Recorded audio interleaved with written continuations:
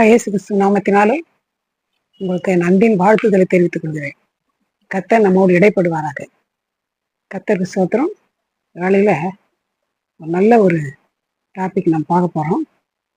உலகத்தில் எங்க பார்த்தாலும், இப்போ நியூஸ் பார்த்தாலும், பேப்பர் படித்தாலும் ஏதோ ஒரு சேதம், ஏதோ ஒரு பயங்கரம் நடந்துனே இருக்குது. உலகம் முழுவதும், இந்தியாவில் மட்டும் இல்லை, சென்னையில் மட்டும் இல்லை, தமிழ்நாடு இல்லை, உலகம் முழுவதும் எங்க பார்த்தாலும் சேதம் நடந்துனே இருக்குது. ஆனா வேதத்துல அருமையான ஒரு வாக்கு தத்துவம் கொடுக்கப்பட்டிருக்கு. இது என்னன்னா, ஒரு சேதமும் காணப்படாது, ஒரு சேதமும் காணப்படாது. யார் யார் அவர் விசுவாசிக்கிறாங்களோ அவங்களுக்கு கர்த்தர் ஒரு சேதம் ஏற்படாதபடி பாதுகாக்கிறார். இப்போ இது நமக்கு ரொம்ப பிரயோஜனமானது. இந்த உலகமே கலங்கி போய் குழம்பி இருக்கிற இந்த நாட்கள்ல நமக்கு ஒரு பாதுகாப்பு எப்படி இருக்குன்னா, இயேசுதான் நம்முடைய பாதுகாப்பு. பாருங்க, இந்த தானியேலை நல்ல ஒரு தீர்க்கதரிசி, கர்த்தர் பிள்ளை. அவர் எருசலேமில் இருந்து கைதியா பிடிச்சின்னு போய் பாபிலோன்ல விட்டாங்க. அந்த பாபிலோன்ல இருந்த பொழுது என்ன ஆச்சுன்னா, அங்க ராஜா அவங்க சாப்பிட்ற சாப்பாடு தான் சாப்பிடணும்னு ரொம்ப ரூல்ஸ் பாஸ் பண்ணிட்டார் ராஜா. ஆனா இது தானியேலுக்கு சாப்பிட பிடிக்கல.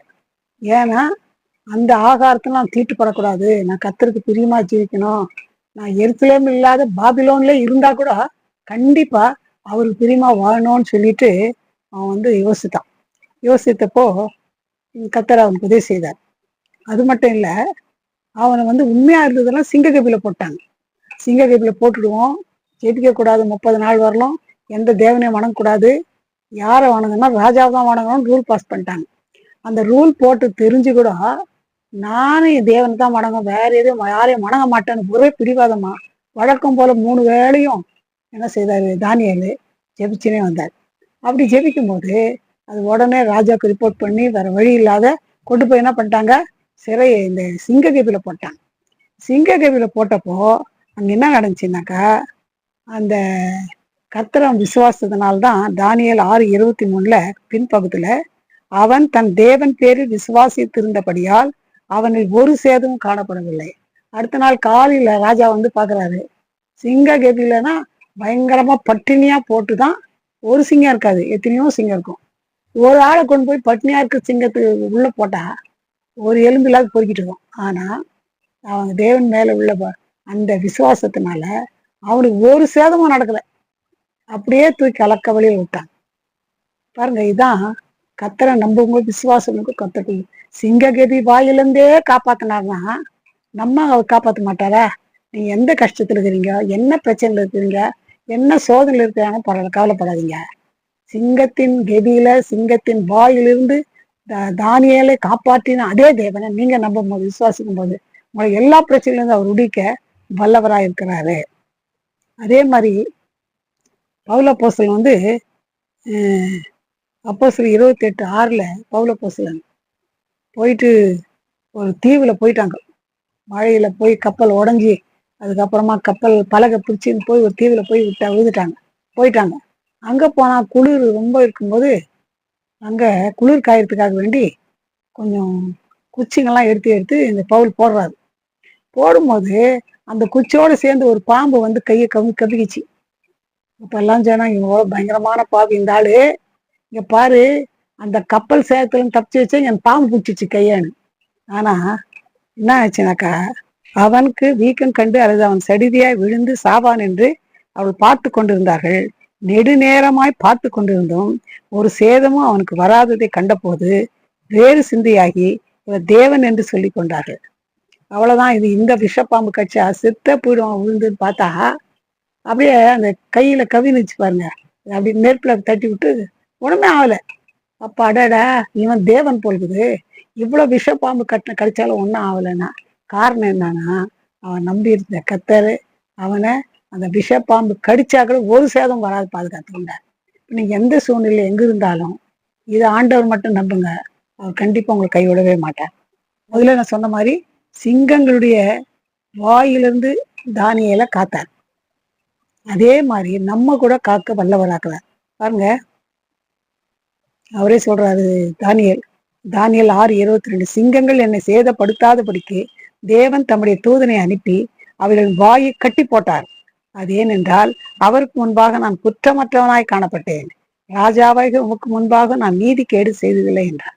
இப்போ தானியேல சொல்றான், ஏன் என்ன ஒரு சேதமும் ஏற்படாத கர்த்தர் காத்தாருன்னா, அவருக்கு முன்பாக நான் குற்றமற்றவனாய் காணப்பட்டேன். இப்போ கர்த்தருக்கு முன்பாக நம்ம குற்றம் இல்லாம ஜீவிப்போமானா, கண்டிப்பா அந்த சிங்ககவிலே போட்ட அந்த அந்த தானியேல பாதுகாத்த போல நம்மையும் பாதுகாப்பார். அது மட்டுமல்ல, 1 பேதுரு 5:8 தெளிந்த புத்தியுள்ளவர்களாயிருங்கள், விழித்திருங்கள், ஏனெனில் உங்கள் எதிராளியாகிய பிசாசானவன் கெர்ச்சிக்கிற சிங்கம் போல எவனை விழுங்கலாமோ என்று வகை தேடி சுற்றி திரிகிறார். இப்போ நீங்க சொல்லலாம், எங்களை போய் எந்த சிங்க கேத்துல போட போறாங்கன்னு சொல்லாதீங்க. இந்த நாட்டில் பார்க்கும்போது பிசாசானவன் கெர்ச்சிக்கிற சிங்கம் போல வகை தேடி சுற்றி திரிகிறான். எந்த பாவத்துல விழலாம், எந்த பாவத்தில் தள்ளலாம், எந்த பிரச்சனையில மாட்ட வைக்கலான்னு பாக்குறான். ஆனா நீங்க அவரை நம்பி இருந்தா கண்டிப்பா என்ன பண்ணுவாரு, ஒரு சேதமும் செய்யாமல் நம்மை கூட என்ன பண்ணுவாரு, கண்டிப்பா பாதுகாத்துக் கொள்வார். அது மட்டும் இல்ல, இன்னொரு காரியம், லூக்கா 4:35 அதற்கு இயேசு பேசாமல் அவனை விட்டு ஓடிப்போ, புறப்பட்டு போ என்று அதை அதட்டினார். அப்பொழுது பிசாசு அவனை ஜனங்களுக்கு நடுவே விழத்தள்ளி அவனுக்கு ஒரு சேதம் செய்யாமல் அவனை விட்டு போய்விட்டது. ஒரு பிசாசு பிடிச்சிருந்துச்சு தேவாலயத்துல, ஒரு ஆளு பிசாசு பிடிச்சிருந்தா என்ன ஆச்சுன்னா, இயேசு வந்ததும் சத்தம் போடுது, ஐயோ ஏன் வந்தீங்க, எங்களுக்கு விரோதமா ஓன்னு சத்தம் போடுது. பேசாத, அவனை விட்டு போன்னு சொன்ன உடனே அந்த பிசாசு அவனுக்கு ஒரு சேதமும் பண்ணாம கீழே விழுந்த விட்டு ஓடிச்சு. அவனுக்கு விழுந்துட்டான், பிசாசு விட்டு ஓடிச்சு.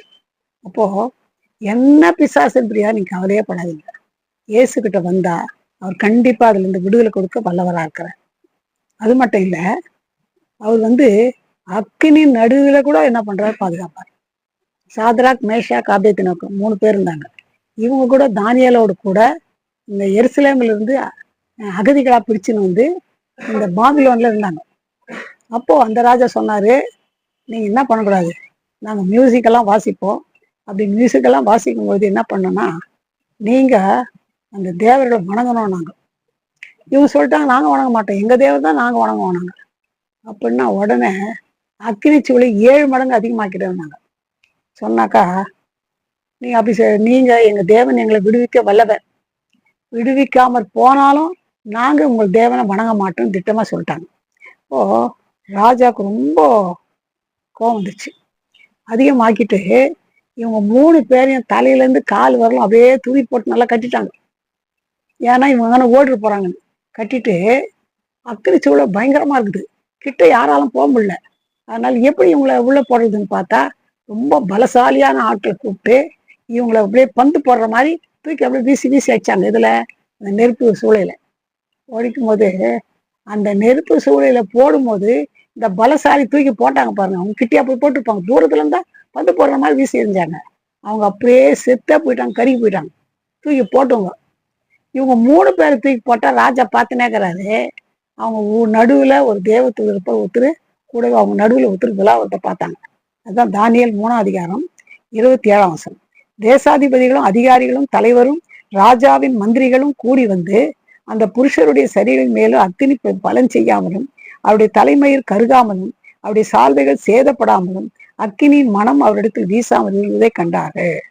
பாருங்க, உங்களுக்கு ஒன்றும் புரியல ராஜாவுக்கு. நம்ம 3 பேர் தானே போட்டோம், ஆமா, இப்ப 4 பேர்ல உலாவுறாங்க, அப்படியே ஏசி ரூம்ல உலாவுற மாதிரி அந்த நெருப்புல உலாவுறாங்களே சொல்லிட்டு இவங்களுக்கு பயம், நல்லா வாங்க வெளியே வாங்க, வெளியே வாங்க, வெளியே வந்துட்டாங்க. கிட்ட போய் எல்லாரும் பாக்குறாங்க, ஒரே அந்த துணியில அந்த கட்டுக்கு தான் போச்சே ஒழிய அந்த அக்கினி மனம் கூட வீசல. அவ்வளவு நல்லா அருமையா இருந்துச்சு, ஒண்ணுமே ஆள. அதுதான் என்ன ஆயிடுச்சு, தலைமயிறு மயிர் கருகுல, அவங்க சால்வையும் சேதப்படல, அக்கினி மனம் கூட வீசல மேல அந்த மேல. அப்படி கத்தனை செய்தாரு, அவளை பாதுகாத்தான். இப்போ அக்கினியை சேதப்படாதபடி 3 பேரும் காப்பாற்றப்பட்டார்கள். அப்போ உங்களை காப்பாற்ற மாட்டாரா? எந்த நெருப்புல எங்க போட போறோம்னு யோசிக்காதீங்க. நெருப்பு போன்ற ஒரு சோதனை வரலாம் அவனுக்கு. எனக்கு சோதனையே வராது நீங்க சொல்ல முடியாது. சோதனை வரதான் செய்யும். மனுஷனா பிறந்தா உலகத்துல இருந்தா சோதனை வரும். இப்போ தற்சமயம் இதுக்கு முன்னால நானும் இதுவரையும் கேள்விப்பட்டல, ஆனா இப்போ பயங்கரமான சம்பவம் நடக்குது. எல்லா ஊர்லயும் நடக்குது, எல்லா தேசத்திலும் நடக்குது, எங்கமே நடக்குது. நெருப்பு கூட பத்தின்னு எரியுது, காருங்க பத்தின்னு எரியுது. ஃபிளைட்டுக்கு வந்து அது பத்தி நேரிது, அந்த மாதிரி இருக்குது சேதங்க. ஆனா கர்த்தர் நம் பட்சத்தில் இருப்பாரானா, நம்ம அவரோட கூட இருப்போமானா, இந்த அக்கினியிலிருந்து கூட நம்மை பாதுகாக்க வல்லவர். இது ஒரு குட் நியூஸ். இதை நம்புங்க, கர்த்தர் செய்வார். அது மட்டும் இல்ல, லூக்கா 10ஆம் அதிகாரம் 18 அவர்களை அவர் நோக்கி, சாத்தான் மின்னலை போல வானத்திலிருந்து விழுகிறதை கண்டேன். அதே லூக்கா 10:19, இதோ சர்ப்பங்களையும் தேள்களையும் மிதிக்கவும் சத்துரு சகல வல்லமையும் மேற்கொள்ளவும் உங்களுக்கு அதிகாரம் கொடுக்கிறேன், ஒன்றும் உங்களை சேதப்படுத்த மாட்டாது. இப்போ இந்த நாள்ல என்ன பயப்படுறாங்க எல்லா ஜனங்கன்னா, ஐயோ என்னவோ கஷ்டமாவே இருக்குது, யாரோ செய்வன பண்ணிட்டாங்க, வில்லி சூனியம் பண்ணிட்டாங்க, அது மட்டும் ஏவல் வச்சுட்டு இருக்கிறாங்க, இதெல்லாம் சொல்றாங்க. இது கூட இல்லைன்னு சொல்ல முடியும், இருக்கு, நடக்குது, அது கூட நடக்குது. இந்த மாதிரி வில்லி சூனியம் வச்சிடறாங்க, செய்வன வச்சிடறாங்க. என்ன டாக்டர்கிட்ட போனாலும் நல்லா வருது இல்லை, என்ன ட்ரீட்மெண்ட் பண்ணாலும் நல்லா வருது, அந்த மாதிரி ஒரு சூழ்நிலை. ஆனா இங்க பாருங்க, இந்த வசனம் சொல்லுது, நீங்க சர்ப்பங்களையும் தேள்களை மிதிச்சாலும் சத்துருடைய சகல வல்லமை மேற்கொள்ளவும் உங்களுக்கு அதிகாரம் கொடுக்கிறேன், ஒன்று உங்களை சேதப்படுத்த மாட்டாது, பயப்படாதீங்க. 2 நாளைக்கு முன்னாள் சொன்னாங்க, என்ன பண்றது, ரொம்ப கஷ்டமா இருக்குது, என்ன விஷயம்னா என்னவோ சாபம் தான் இருக்குது, ஏதோ செய்யணும் ரொம்ப இருக்கிறதுனால்தான் எங்களுக்கு இந்த பிரச்சனை வெளியில வர முடியலன்றாங்க. நான் உங்களுக்கு ஒரு குட் நியூஸ் சொல்றேன். என்ன பிரச்சனை பிசாசனால் எது வந்தாலும் நீங்க எந்த மந்திர காட்டி எங்க போனாலும் ஒன்றும் நடக்காது. ஆனா அவரை நீங்க நம்பினீங்கன்னா இது எதுவுமே உங்களை சேதப்படுத்தாடு கர்த்தர் பாதுகாப்பார். இது நிச்சயம். ஒரு வெளிநாட்டுல வட இந்தியாவில் ஒரு மிஷினரி ஊழியம் செய்யும்போது அவங்களுக்கு விரோதமா செய்வனை ஏவல் பண்ணிட்டாங்க. பண்ணிட்டு என்ன செய்வதுன்னா, பாம்பு வந்து வீட்டுல படுத்துனுக்குதான், நிறைய பாம்பு, அந்த மூலையில பார்த்தா பாம்பு, இந்த மூலையில பார்த்தா பாம்பு. இந்த பாம்பை பார்த்தாலே பயமாக்கும், அவ்வளவு பாம்புங்க இருந்தா இந்த பாம்பு கட்சி சேர்ந்து எங்கிருந்து வச்சுன்னு செய்வனை பண்ணி தான் அனுப்பிச்சுக்கிறாங்க அந்த பாம்புங்களை. ஆனா இவங்க விசுவாசித்தாங்க, ஆண்டவர் நம்பிதான் நாங்க வந்திருக்கோம். இந்த வசனம் அப்படி சொல்லுதுல, இந்த செய்வினை பில்லி சுனி எங்களை ஒன்றும் சேதப்படுத்தாது உங்க நம்புறோம்னு சொல்லி ஜெபம் பண்ணாங்க பாருங்க. அந்த பாம்பு எங்க போச்சுன்னு தெரியல, ஒண்ணுமே பண்ணல அவங்க. இந்த மாதிரி எத்தனையோ சம்பவம் சாட்சி நான் கேட்டுக்கிறேன், சொல்ல நேரம் இல்லை. ஆனா எந்த செய்தி இருந்தாலும் உங்களை பாதுகாக்கிறதுக்கு கர்த்தர் வல்லவர், அது ஒண்ணுமே சேதப்படுத்தாது. அது மட்டும் இல்ல, எண்ணாகமம் 23:23, யாக்கோபுக்கு விரோதமான மந்திரவாதம் இல்லை, இஸ்ரவேலுக்கு விரோதமான குறி சொல்லுதலும் இல்லை, தேவன் என்னென்ன செய்தார் என்று கொஞ்ச காலத்திலே யாக்கோபும் இஸ்ரவேலும் குறித்து சொல்லப்படும். யாக்கோபு இஸ்ரவேல்னு யாரில் கர்த்தர் நம்பணும், நீயானாலும் நானாலும் அவ்வளவுதான். அவங்களுக்கு வந்தாக்கா எந்த மந்திரவாதம் செய்தால் ஒண்ணுமே செய்யாது. ஏன்னா கர்த்தர் நம் பட்சத்தில் தான் நமக்கு விரோதமா இருப்பவங்க யார், எந்த சூனியம் எந்த பிலி சூனியம் எதுவுமே ஒண்ணுமே அணுகாது, ஒரு சேதமும் நமக்கு நடக்காது. அதனால நம்ம விசுவாசமா இருக்கலாம்.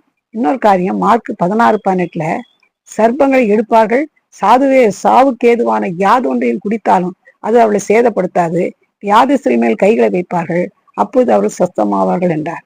சர்ப்பங்களை எடுத்தாலும் ஒன்றும் ஆகாது, சாவுக்கு ஏதுவான குடித்தாலும் ஒன்றும் ஆகாதுன்னா அதுக்குன்னு போய் வருஷத்தை களி குடிச்சிட்டு எனக்கு ஒன்றும் ஆகலன்னு அப்படி இல்லாத அர்த்தம். நீ கர்த்தரை நம்பி கர்த்தருடைய பிள்ளையா ஜீவிச்சா கர்த்தரை பாதுகாப்பார். உண்மையா நடந்த சம்பவம், சாது சுந்தர் சிங் அவரு இயேசு ஏற்றுக்கொண்ட பிறகு அவங்க வீட்டார் எவ்வளவு சொன்னாங்க, இயேசு விட்டுட்டாங்க, இல்ல நான் அவருக்காக ஜீவிப்பேன், அவருக்காக ஊழியம் செய்வேன்னு சொல்லிட்டாரு. சொன்ன பிறகு என்ன நடந்துச்சுன்னா, அவங்க வீட்டுல இவன் சொன்ன பேச்சு கேட்க மாட்டேன்றான், இவ்வளவு சொத்து ஆஸ்தி இருக்குது யார் அனுபவிக்கிறது சொல்லிட்டு இவன் செத்தா கூட பரவாயில்லன்னு சாப்பாட்டுல பாய்சனை கலக்கி வச்சுட்டாங்க சாப்பிட சொல்லி. இவரு கம்முன்னு வாங்கி சாப்பிட்டாரு மொத்தத்தையும். பாய்சனே கலக்கி வச்சா கூட ஒண்ணுமே சேதம் ஆகுது. அவங்களே ஆச்சரியப்பட்டு போயிட்டாங்க, இந்த தேவன் உண்மையான கடவுள்வா, பாய்சனை கலக்கி வச்சா கூட ஒண்ணுமே ஆகலைன்னா அவரோட உண்மையான இயேசு கூட இருந்ததுனால இந்த பாய்சனை சாப்பிட்டாலும் ஒன்றும் ஆகும். அதனால எதுக்காக சொல்றேன்னா, அவரை நம்புறவங்களுக்கு ஒரு கேடம் வராது, ஒரு சேதம் வராது. அவரை நம்புங்க, அவரோட கூட இருங்க, உங்களுக்கு எந்த சேதம் வராது, பாதுகாத்துக்கொள்ளாரு. இது நிச்சயம். நீங்க எந்த பிரச்சனை இப்பொழுது இருந்தாலும் சரி, எந்த பிரச்சனை இருந்தாலும் சரி, உங்களுக்கு ஒரு சேதம் வராதபடி கர்த்தர் காக்க வல்லவர். இது நிச்சயம். நீங்க நம்பி பாருங்க, இது எங்க நடக்க போகுது அப்படி யோசிக்காதீங்க, நம்புங்க, அவரை விசுவாசிங்க, நீங்க என் கூட இருங்கன்னு சொல்லுங்க, எந்த சேதம் வராதபடி பாதுகாக்க அவர் வல்லவராக இருப்பார். அதை ஜெபிக்கலாம்.